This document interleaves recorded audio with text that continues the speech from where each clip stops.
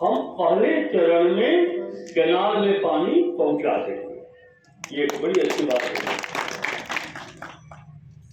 तो ये क्योंकि अमानत का जिक्र चला तो मैंने कह दिया। मैं शिक्षा की बात करना चाहूंगा।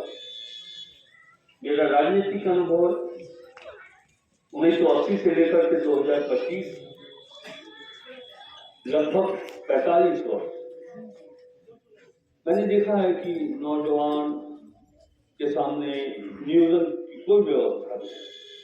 किसानों की स्थिति आप देख ही रहे हैं कि हर 2-3 वर्ष के बाद सुखाड़ का सामना करना पड़ता है आपको। अब ये सब बेरोजगार है।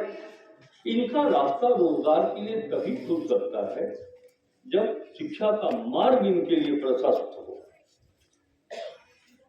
अगर आप शिक्षित नहीं बनेंगे तो आपको सिर्फ मनरेगा पर निर्भर करना पड़ेगा। मेरा कहने का अर्थ समझे, बस वही दोहा में काम करिए, 2 पैसा रखिए, मेढ़ बनाइए, इससे ऊपर नहीं उठ सकते।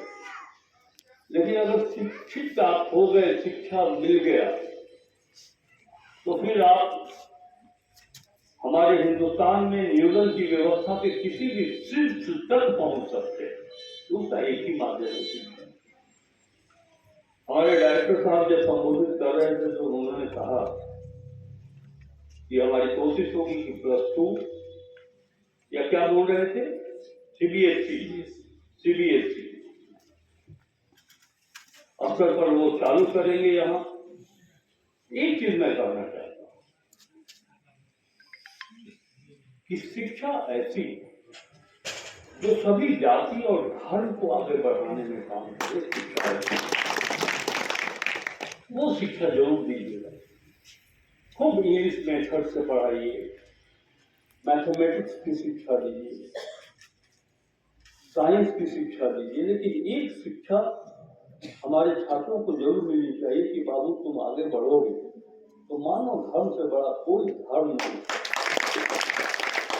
और एक दूसरे के लिए सहायक बनना ही सबसे बड़ी शिक्षा है। आपके दुख में हम आपके लिए मददगार हैं, हमारे दुख में आप मददगार हैं।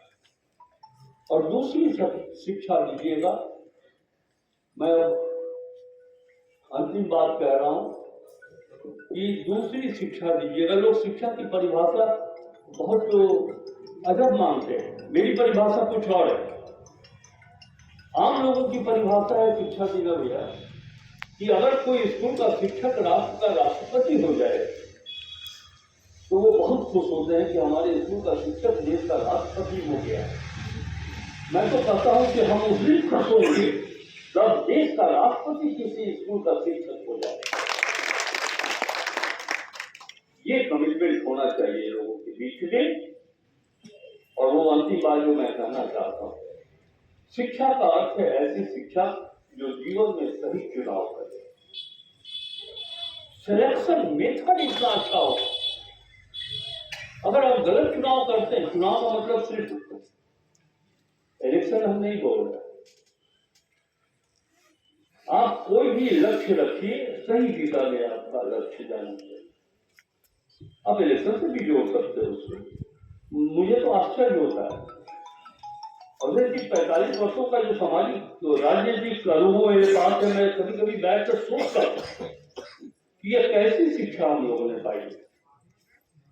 हम जीवन में सब कुछ बेहतर सोचते हैं, हर चीज हमको बढ़िया चाहिए, सब्जी ताजी चाहिए हमको।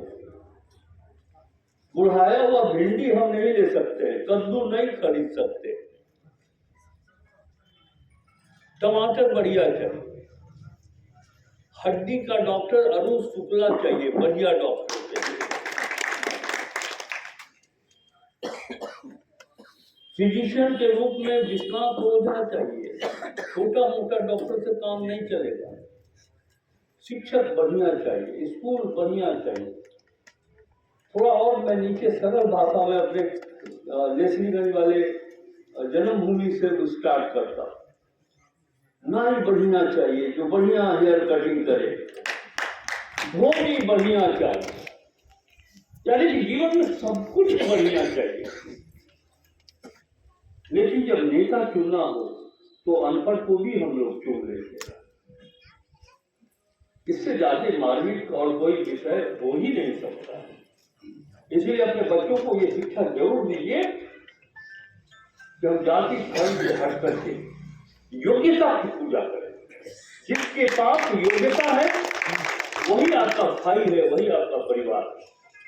और ऐसे लोगों का जब मेरे कहने का अर्थ है कि जब आप सही सिलेक्शन करिएगा परिणाम बढ़िया आएगा। लेकिन अगर हम सही सिलेक्शन नहीं करेंगे, ऐसी शिक्षा हम अपने बच्चों को नहीं देंगे कि वो अपने जीवन में सही मार्ग को चुन सके। चारवाक की थ्योरी उठा करके देख लीजिए, रेने डेकार्ट की थ्योरी उठा करके देख लीजिए, महावीर बुद्ध के सिद्धांतों को पढ़ लीजिए। सभी लोगों ने कहा है कि जीवन में राइट पाथ होना बहुत जरूरी है, यानी कि सम्यक पाथ, सम्यक रास्ता जिस पर आप आगे चले तो समाज के शीर्ष स्थान को आप पाएंगे, अन्यथा वो स्थान आपको नहीं मिल पाएगा। ये बात आप तक पहुंचानी थी, आपके मन तक पहुंचानी थी। मैं समझता हूँ कि बातों को आप ग्रहण करेंगे, बड़ी इच्छा थी। ऐसे भी नेता माइक पकड़ता है तो छोड़ता कहाँ।